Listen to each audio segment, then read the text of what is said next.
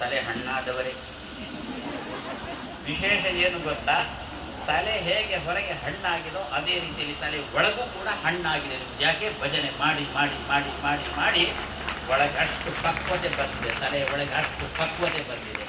ಹಾಗಾದ್ರೆ ಇಬ್ಬರು ಕುಂಡ್ರು ಅಂದರೆ ಅವರಿಗೆ ನಡೀಲಿಕ್ಕೆ ಆಗೋಲ್ಲ, ಅಂದರೆ ಬಾಲ್ಯದಲ್ಲಿ ಏನು ತುಂಬಿಸಿಕೊಳ್ಳಿಲ್ಲ, ವಾರ್ಧಕ್ಯದಲ್ಲಿ ಆಗೋಲ್ಲ, ತಾರುಣ್ಯದಲ್ಲಿ ತುಂಬಿಸಿಕೊಳ್ಳಿಕ್ಕೆ ಬೇಕಾದ ಪ್ರಯತ್ನ ಮಾಡೋಲ್ಲ ಅಂತ. ಇದು ಪುರಂದರದಾಸರ ಹಾಡಿನ ಒಗಟ್ಟಿನ ಅರ್ಥ. ಆ ರೀತಿಯಲ್ಲಿ ಒಗಟ ರೂಪದಲ್ಲಿ.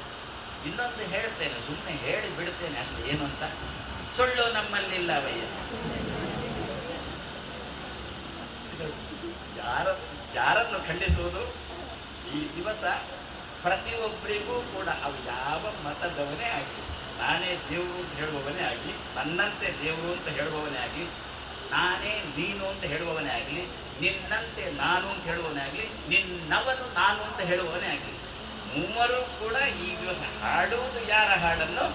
ಪುರಂದರದಾಸರು ಹಾಕಿರತಕ್ಕಂಥ ಹಾಡು ಬಿಟ್ಟರೆ ಬೇರೆ ಹಾಡುಗಳೇ ಇಲ್ಲ ಅವರಿಗೆ ಹಾಡಲಿಕ್ಕೆ.